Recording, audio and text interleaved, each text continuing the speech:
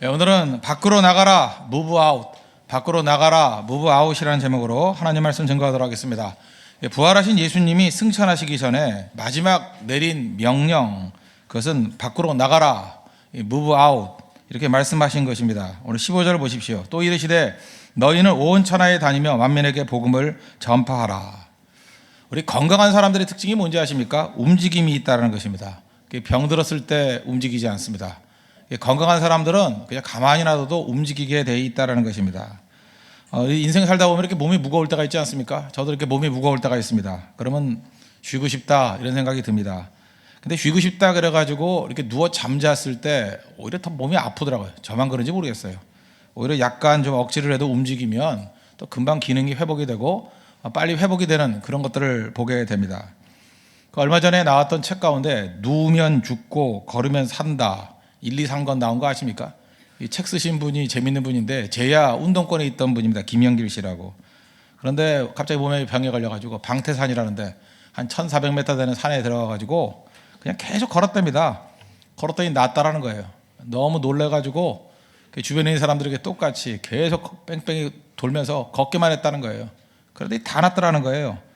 요즘에 뭐 항생제라든지 또는 뭐 호르몬제라든지 항암제 이런 걸로 인해서 치유받지 못했던 사람들이 굉장히 많다라는 거예요.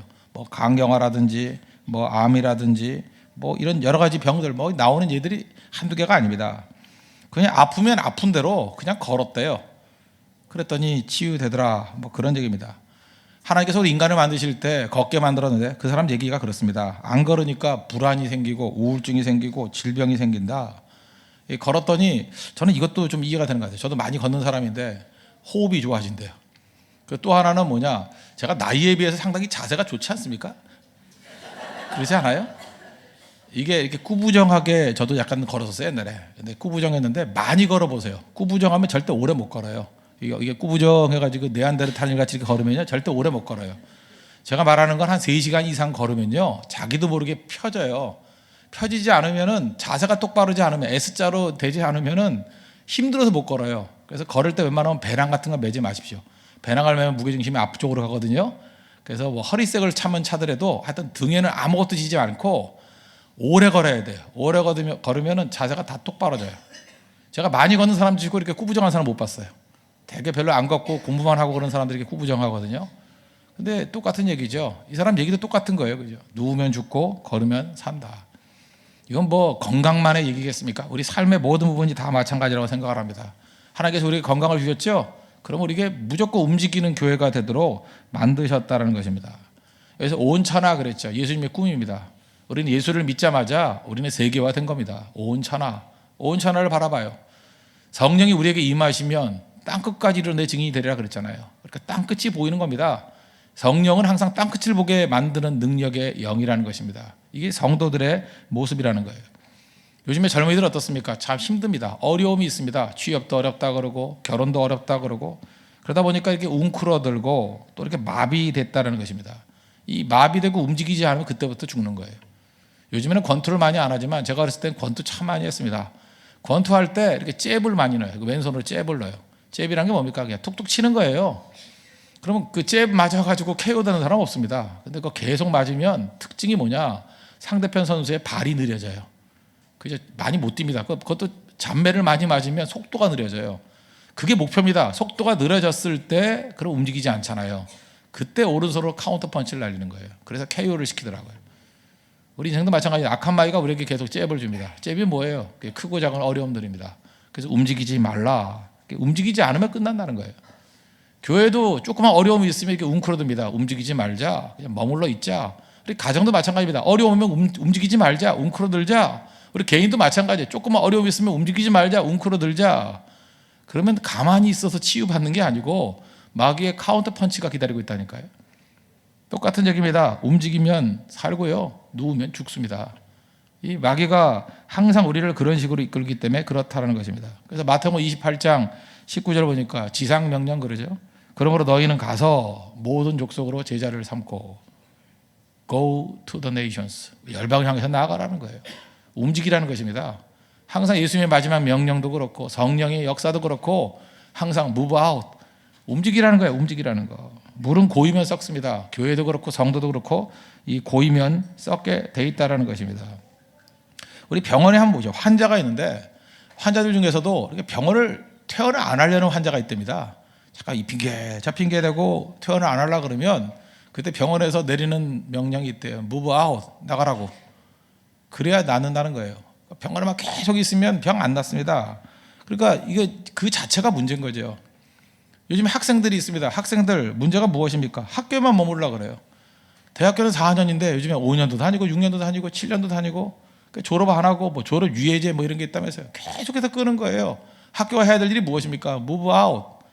오히려 졸업 4년 내에 한 사람들이 길이 제일 잘 열리더래요. 최근에 신문 통계를 한 거 봤죠? 졸업이 늦어지면 늦어질수록 자기는 취업 준비를 한다고 하는데 졸업이 늦어지면 늦어질수록 취업도 안 된대요. move out, 나가야 된다는 것입니다. 교회도 마찬가지입니다. 하나님께서 예배만 드리면 기뻐하실까요? 세상에 대해서는 관심도 없고 세상을 미워한다 그러면 하나님이 기뻐하시겠습니까? 온 세상을 다 만드셨거든요. 하나님이 세상을 이처럼 사랑하사. 하나님 세상 사랑하십니다. 교회를 사랑하사 그러지 않고. 그럼 세상을 하나님이 사랑하시니까 하나님의 백성들도 세상을 사랑하면서 나가야 될 거 아니에요. 세상을 향해 나가야 될 거 아니에요. move out. 하나님께서 원하시는 모습이라는 것입니다. 어떤 의미에서 교회는 떠나기 위해서 모여 있다. 그래도 틀리지 않다는 것입니다. 온 천하를 다니며. 그래서 내일부터 고성성교 가는 겁니다. 지금도 뭐 신앙생활 이렇게 복잡하게 하라 그런 사람들이 있죠. 그냥 머물러 있지 뭐 예배 드리고 각각 처소로 가면 되는 거지. 물론 그렇게도 할 수 있습니다. 그러나 주님께서 있는 자리에서 move out, 떠나라고 얘기합니다. 밖으로 나가라. 계속 이 명령에 순종했던 교회들은 강력하게 쓰임받는다는 것입니다. 복음은요 움직일 때 강합니다. 믿음의 조상 아브라함 어떻게 부르셨습니까? 갈대아 우리에 있을 때 move out 그랬잖아요. 밖으로 나가라. 그래서 가나안 땅으로 보낸 거 아니에요? 그래서 믿음의 조상이 되었다는 것입니다. 이스라엘 백성들 애굽에 있다가 move out, 그 출애굽 아니에요? 나가라는 거 아니에요? 그 나가는 광야 생활을 통해서 이스라엘 백성들이 하나님의 군대로 변화가 되었다는 것입니다. 또 이스라엘에서 썩고 있으니까 하나님의 방법이 뭐예요? 이스라엘에서 개혁이 일어났다고요? 여러분 웃기지 마십시오. 있는 자리에서 개혁이 된 적이 없어요. 또 move out, 그게 뭐예요? 억지로 끌려가 버렸죠. 바벨론 포로로 한번 끌려가다가 변화되고요. 다시 돌아오다가 변화됐어요. 그거 아시죠? 끌려가다가 다 회개했고요. 돌아오다가 다 새 백성이 돼서 돌아왔습니다. move out. 언제나 하나님 쓰시는 방법은 똑같다는 것입니다. 여기다가 온천하는 건 무엇입니까? 내가 구미에 맞는 사람들만 가는 게 아니라 닥치는 대로라는 거예요. 닥치는 대로. 여러 사람들을 향해서 모든 분야를 향해서 나아가는 모습이 있어야 된다는 것입니다. 이걸 위해서 하나님께서 우리에게 주시는 방법이 뭐냐 하면 지극히 작은 자극을 준다는 것입니다. 온천한데 온천하를 다 품을 수는 없잖아요. 출발은 지극히 작은 자극이라는 것입니다. 하나님께서 우리에게 자극들을 주셔요. 어떤 계기를 주신다고요. 사도행전 3장을 보니까 이 베드로와 요한이 그 기도 시간에 성전에 올라갔습니다. 누굴 만났습니까? 성전 미문에 앉아있는 안진뱅이를 만났어요. 그날따라 성령께서 그 미문에 앉아있는 안진뱅이를 주목하게 만드셨습니다. 그래서 나사렛 예수 그리스도의 이름으로 일어나 걸으라 그랬죠. 그 한 가지 사건을 통해서 사람들이 모여들고 또 그걸 변증하는 과정 속에서 사도행전 3장 4장에 얼마나 큰 부흥이 일어났습니까? 많은 복음 증거의 계기가 생겼습니까? 하나님께서 그렇게 일하신다는 거예요. 지극히 작은 거, 성전 미문에 앉아있는 안진뱅이 무시하지 말라는 거예요. 내게 주신 자극이 있죠? 그거에 집중하면 안진뱅이 하나 고치는 걸로 끝나지 않습니다. 그 사건이 점점 커진다는 거예요. 그게 3장 4장에 나오는 부흥의 계기가 돼버렸다고요. 고성성교 이게 작은 거라고 생각하십니까? 뭐 시골에 가서 뭐 할 거 있어. 그거부터 시작이에요. 그게 불씨가 돼서 어떻게 하나님께서 일하실지를 모른다는 것입니다. 마태복음 25장 40절에 보니까 이렇게 예수님께서는 말씀하셨습니다. 너희가 여기 내 형제 중에 지극히 작은 자 하나에게 한 것이 곧 내게 한 것이니라. 지극히 작은 자, 옛날에 소자라 그랬거든요. 한 소자에게 한 것이 내게 한 것이니라. 이거 무슨 얘기예요? 한 사람 소자를 향해서 집중하는 것이 바로 예수님이 말씀하신 온천을 향해서 집중하는 거와 똑같다는 것입니다. 출발이라는 거예요. 한 소자를 포기하는 것은 예수님 포기하는 거와 똑같다는 거예요. 제가 지난번 금요 철학 때 기도하면서 그런 소개를 했습니다. 윤치호 씨 얘기를 했어요. 갑신정변의 주역이기도 하죠. 서재필과 함께. 그러다가 이제 잡힐 것 같으니까 이제 도피성 유학을 갔습니다. 미국 대사에 도움을 받아, 일본 대사에 도움을 받아가지고 미국 유학을 가서 밴더빌트라고, 달라스에 있는 밴더빌트, 그 다음에 또 뭐 아틀란타에 있는 에머리 이런 데서 공부를 했습니다. 석사학위 받고 다 후원 받아가지고 서재필은 미국 여자하고 결혼해서 이제 살라 그랬었는데 제가 볼 때 윤치호 씨는 나름대로 청년 윤치호의 가슴속에는 애국심이 있었어요. 고국으로 돌아가야 된다. 고국에 내가 가서 일꾼 되겠다. 그런 마음으로 고국에 돌아올라 그러는데 자기에게 남은 돈이 다 정리하니까 200불이 있더라는 거예요. 지금 200불보다는 클 것입니다. 뭐 적어도 한 2, 300만 원 될 정도의 가치라고 생각합니다. 200불 큰 돈이에요. 그때 뭐 센트 단위로 쓸 때니까 200불이면 큰 돈입니다. 그 200불 들고 그 남성교, 감리교 남성교회, 남자 성교회, 감리교 남성교회에 찾아가 가지고 200불 내놨어요. 우리나라에 선교사가 없는데 이 돈 갖고 선교사 좀 보내주세요. 감명받았습니다. 그죠? 저 작은 나라, 미개한 나라에서 온 청년이 공부해서 자기 살 생각 안 하고 우리나라에 복음이 필요하다고 선교사 보내달라고. 그게 감동받아가지고 그때부터 선교사만 보내기 시작했어요. 작은 겁니까? 200불 작은 거예요? 돈도 이렇게 쓰는 겁니다. 외국에 살다 보면은 뭐 고국으로 돌아갈 때 얼마나 사야 될 선물 많겠습니까? 그죠? 자기가 사고 싶은 거 얼마나 많겠습니까? 그때는 문물이 귀할 때니까. 언제 또 오겠습니까? 근데 그것을 아껴가지고 마지막 선교헌금 드렸잖아요. 그게 우리 민족에게 얼마나 큰 유익과 힘이 되었습니까? 윤치호의 이 결정, 이게 바로 뭐예요? 작은 자극이에요. 하나님께서 작은 자극을 가지고 이걸 이렇게 사용하기를 원합니다. 그런데 그것이 선교의 어떤 불씨가 되더라는 것입니다. 2013년도 이 윤치호 같은 비슷한 일들이 벌어진 게 그 미국 신문에 났더라고요. 거리의 아이들, 우리나라에도 검색해 보니까 이 책으로 나왔더라고요. 거의 팔리진 않았지만 그 대만 출신의 미국인이 있습니다. 치챙후안이라고. 거리의 아이들, 치챙후안. 이 사람은 대만에서 이제 미국으로 이민을 간 집안의 아들인데 가난하게 자랐답니다. 근데 뭐 원래 한국이나 대만이나 다 마찬가지 아닙니까? 애들 뭐 무지하게 공부시키잖아요.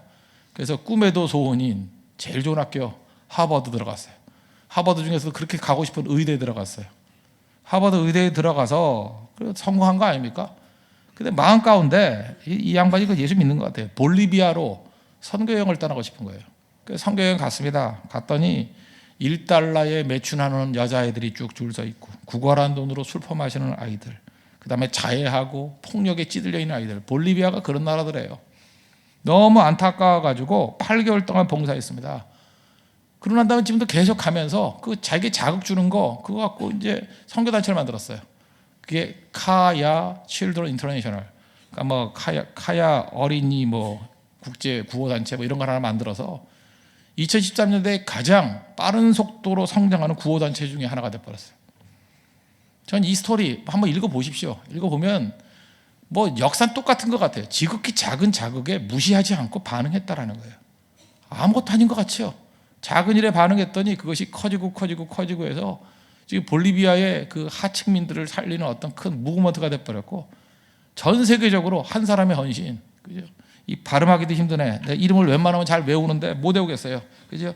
치챙후안, 치 띄고 챙 띄고 후안, 그죠? 치챙후안. 이 친구가 이런 일 하고 있다고요. 나이도 많지도 않아요.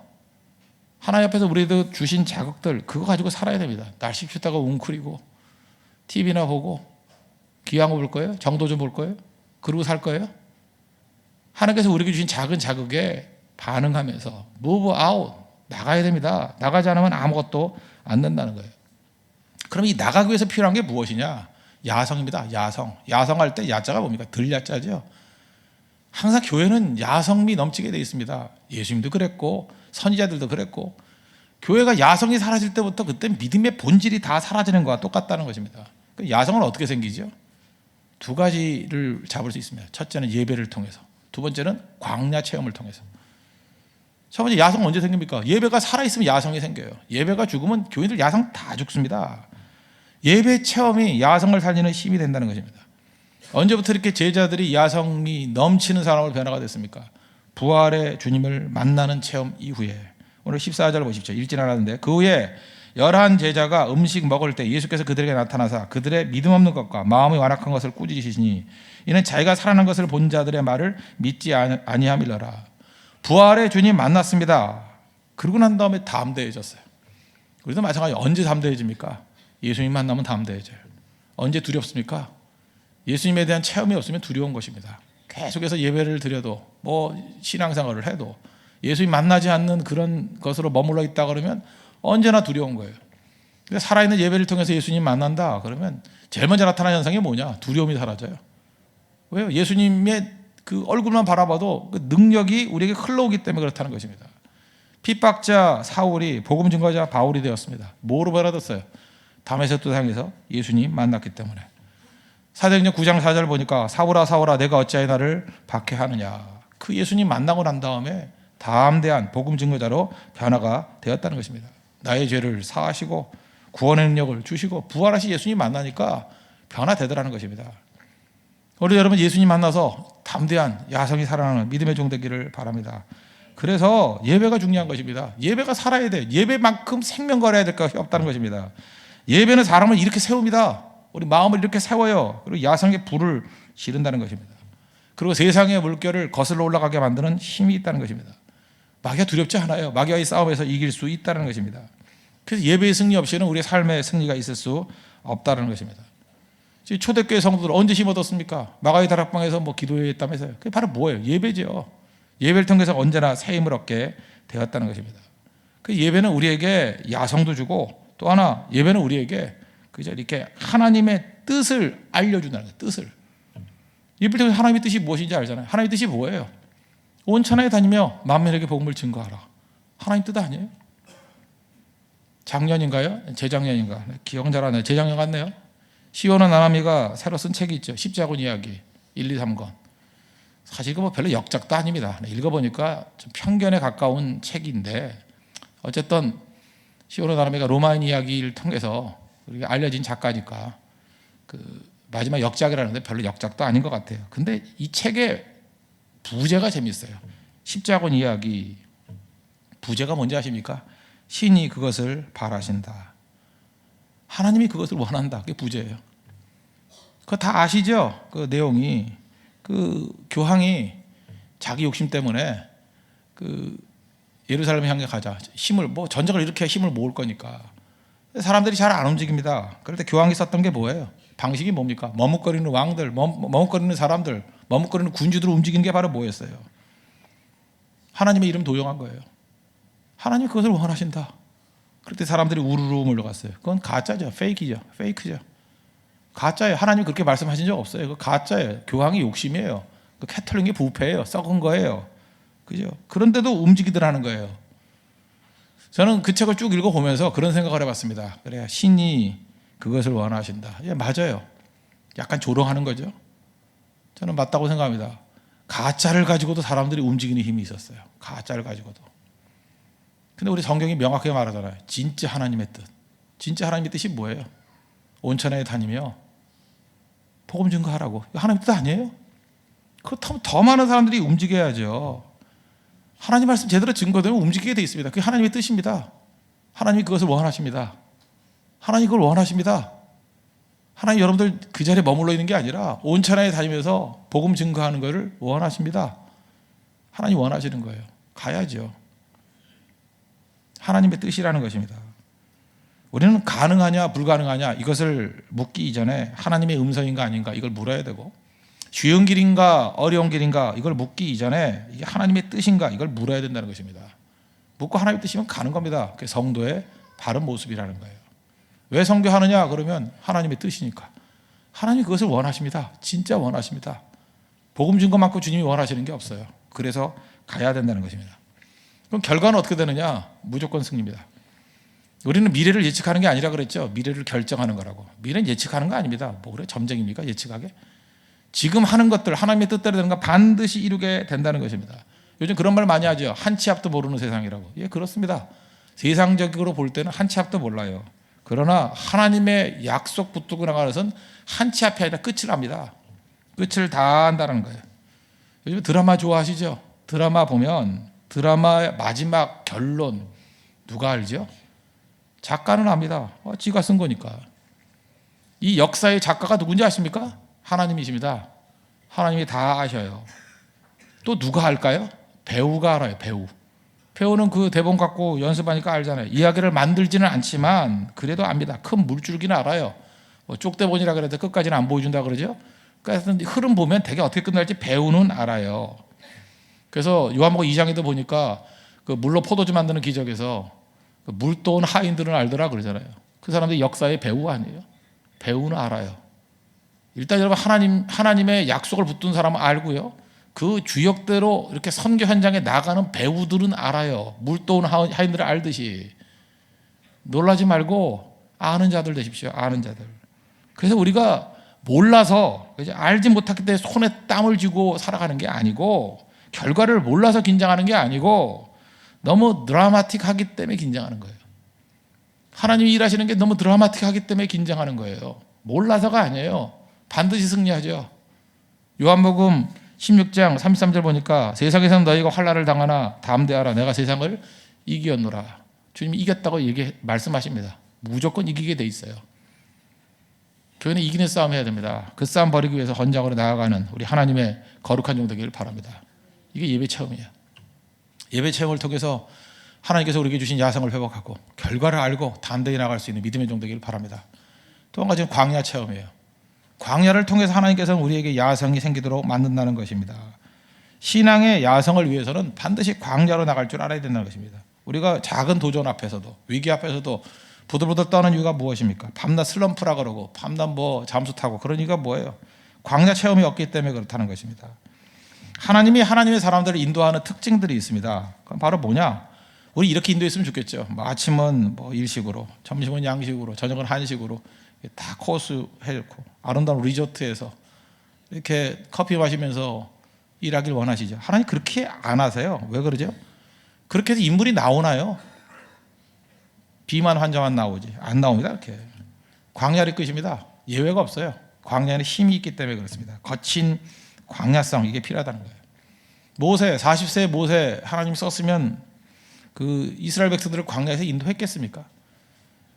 모세는 왕자잖아요. 왕자니까 왕자병에 걸리는 거죠. 왕자병도 아니고 왕자예요. 이스라엘 백성들이 이렇게 투덜대면 나 안에 삐지고, 그죠? 못하겠다 포기하고 금방 끝나버리겠죠. 40년 동안 광야 생활을 했고, 특별히 40년 동안 광야 생활보다 더 무서운 게 뭔지 아십니까? 처가살이 했어요. 처가살이 해보셨습니까? 40년 처가살이 했어요. 자존심, 쓸개 다 없어졌습니다. 그러니까 하나님이 사용할 수 있잖아요. 광야는 그런 거예요. 지금도 혹시 이렇게 비참한 생활하시고 자존심 상하는 생활하십니까? 모세 될 가능성이 큽니다. 하나님께서 그렇게 해서 인물 만드시는 거예요. 인물. 다윗도 마찬가지입니다. 여러분 처음 초창기 때 모습을 보면요, 다윗하고 사울하고 어찌 보면 사울이 성격이 더 좋은 것 같아요. 그런데 다윗은 광야 생활이 있었습니다. 광야 생활을 통해 가지고 그의 성격이 다듬어져요. 그래서 하나님 앞에 쓰임받는 인물로 변화가 되더라는 거예요. 저는 하나님 앞에 제가 선택할 수 있다 그러면 광야의 길로 인도해 달라고 구하고 싶어요. 그리고 우리의 자녀들을 키운다 그러면 광야의 길로 가는 것을 더 기뻐하고 싶습니다. 세례 요한을 향해서 뭐라고 말씀합니까? 요한복음 1장 23절 보니까 광야에서 외치는 자의 소리로라 그러잖아요. 광야에서 진리가 나온다는 얘기예요. 광야 속에서 진리가 나오는 거지 책상에서 나오는 게 절대로 아니라는 것입니다. 광야 어떤 곳입니까? 광야 전혀 생존이 불가능한 곳입니다. 살기 힘든 곳이에요. 여러분 지금도 광야가 뭐냐? 부족함이 있습니까? 핍절함이 있습니까? 그래서 불안과 염려, 두려움이 엄습합니까? 그게 광야예요. 그 광야에서 뭘 배워야 되느냐? 하나님 한 분만을 의지하는 법을 배우는 거예요. 왜? 하나님 한 분이 모든 거거든요. 에브리띵이에요. 그래서 쓸데없는 거 다 내려놓고 광야는 하나님 한 분 바라보는 훈련하는 거예요. 시편 121편 1절 2절 보니까 내가 산을 향하여 눈을 들리라 나의 도움이 어디서 올꼬. 나를 향하여 내가 산을 향해 눈을 든대요. 나의 도움이 어디서 올꼬. 그 내가 볼 때 그 자기 수준으로 구한 거죠. 나 좀 도와주세요. 그거 아니에요? 2절의 내용이 뭐예요? 그 나의 도움이 천지를 지신 여호와께로다. 천지를 지신 창조주 하나님, 창조 수준의 하나님의 그 수준으로 우리에게 응답해 주신다는 거예요. 참 재밌지 않아요? 우리 수준으로 기도했는데 응답은 하나님 수준으로 응답해 주셔요. 그걸 체험하는 게 광야입니다. 여러분 기도해봐요. 기껏 해봐야 자기 수준으로 기도해요. 응답은요 하나님 수준으로 부어줘요. 그래서 놀래요. 다 쓰러진다고. 이게 웬일이야 이런다고요. 그게 광야예요. 그런 거 하나도 없었죠. 그 광야 생활이 없기 때문에 그렇습니다. 상상도 못해. 상상도. 제가 맨날 놀랬던 게 뭔지 알아요? 청년 500명 그럴 때 하나님께 2만 명 보내주고 막 그런 거예요. 하나님은 상상을 초월해요. 뭐 10배가 아니야. 20배, 30배. 그 뭐 이런 식으로 역사하시는 게 하나님이 일하시는 방법이란 거예요. 어디서요? 광야에서. 그 하나님 만나야 된다는 것입니다. 우리가 핍절할 때가 있죠. 물질적으로, 감정적으로, 영적으로 다 부족하다는 것입니다. 그 바닥이거든요. 바닥에서 하나님 만나는 거예요. 광야를 통해서 하나님께서 주신 야성 붙들고 교회가 다시 살아나야 됩니다. 그래서 하나님께서 크게 사용하기 이전에 메마름 주십니다. 다 메마름 가지고 바닥까지 들어가서 오직 하나님 한 분만을 붙들게. 하나님 한 분 빼놓고 다른 모든 그런 그 조미료 같은 것들 있죠. 단 거 다 내려놓고 오직 하나님만 붙들고 나가게 만드는 거. 그게 광야라는 거예요. 광야. 광야는 또 외로운 곳이죠. 외로운 곳입니다. 모든 관계가 다 깨지는 거예요. 우리 인간만큼 외로움 느끼는 존재가 없죠. 사회적인 존재니까. 외로움 그거 힘든 겁니다. 그래서 정말 힘든 것 중에 하나가 뭐예요? 왕따죠. 불링이라는 거. 불링. 왕따, 이지매. 그 사람 못 견딥니다. 그래서 남들 따라가잖아요. 눈치 보고. 그거 왜 그래요? 그 세상 두려워하기 때문에 그렇다는 것입니다. 사실 보세요. 엘리야 같은 사람은요 850대 1로 싸웠어요. 세 사람만 모아가지고 공격해도 죽느니 사느니 그래요. 친구 4명이 다니다가 3명의 친구가 똘똘 뭉쳐서 야구 말을 안 하기 시작했대. 그랬더니 저한테 메일이 왔어요. 죽고 싶다고. 내가 죽으라 그랬어요. 예. 죽으라 그러면서 내가 성경 구절을 보내줬거든요. 엘리야는 850대 1로 싸워다 안 죽었다. 광야는요 이렇게 생각하면 됩니다. 왕따 당하는 게 광야예요. 나밖에 없사오니 그게 광야예요. 그래서 세상 모든 것들이 다 덤빈다 할지라도 이길 수 있는 하나님 만나게 만드는 게 광야예요. 여러분 외로워야 됩니다. 여러분 외롭지 않아서 그 쓸데없는 친구들 때문에 하나님 못 만날 수 있어요. 그 친구 같지도 않은 친구들. 밤낮 몰려다니면서 클럽이나 다니고 몰려다니면서 술이나 퍼마시고 몰려다니면서 화투나 치는 친구들, 몰려다니면서 쇼핑이나 하고 몰려다니면서 마사지나 하는 친구들, 그 친구들 때문에 진짜 중요한 하나님 못 만날 때 있다고요. 야성이 다 죽는 거죠. 하나님께서 다 단절시켜버리고 이상하게 홀로 만들어버려요. 외롭게 만들어버려요. 눈물만 흐르게 만들어버려요. 거기서 하나님 만나는 거예요. 그럼 야성이 살아납니다. 그래서 다윗이 광야에서 외쳤던 고백이 있어요. 시편 3편 6절 7절 천만이 나를 에워싸 진친다 할지라도, 이건 뭐 850명이에요. 1000만인이에요. 1000만 명. 어떻게 겁도 없이 이런 소리를 했는데 1000만 명이 나를 둘러 진친다 할지라도 나는 두려워하지 아니하리이다. 7절 여호와여 일어나소서, 나의 하나님의 나를 구원하소서. 주께서 나의 모든 원수의 뺨을 치시며 원수의 이를 꺾으셨나이다. 1000만이 둘러쳐 봐야 하나님이 나셔가지고 하나님이 뺨을 치네. 하나님 손은 크거든요. 한 대 맞으면 가요. 그죠? 내 손 말고 하나님의 손으로 치세요. 그랬더니 뺨 한 대 맞고 이가 부러져 버렸대. 이게 노래예요. 이게 찬양이고 하나님 백성이 이런 모습입니다. 그런 의미에서 여러분들 뭐 고성을 향해서도 가고 대만을 향해서도 가시고, 우리 교회가 해야 될 명령 move out, 밖으로 나가라요. 그죠? 여러분들 머물지 말고 어디 곳에 밖으로 나갈 줄 아는 그런 하나님 백성 되길 바랍니다. 그때 하나님께서 우리를 통해서 놀라운 일들을 이루시고 하나님의 승리를 맛보게 될 것입니다. 기도하겠습니다. 우리에게 이 광야의 영성을 달라고 기도합시다. 하나님 밖으로 나가는 인생 되게 해달라고. 주님께서 온 천하에 다니며 복음을 전파하라 그랬습니다. 이 고성 선교를 비롯해서 우리의 모든 선교 사역과 우리의 신앙의 패턴이 밖으로 나가는 사역이 되게 해달라고 다 하나님을 간구하도록 하겠습니다.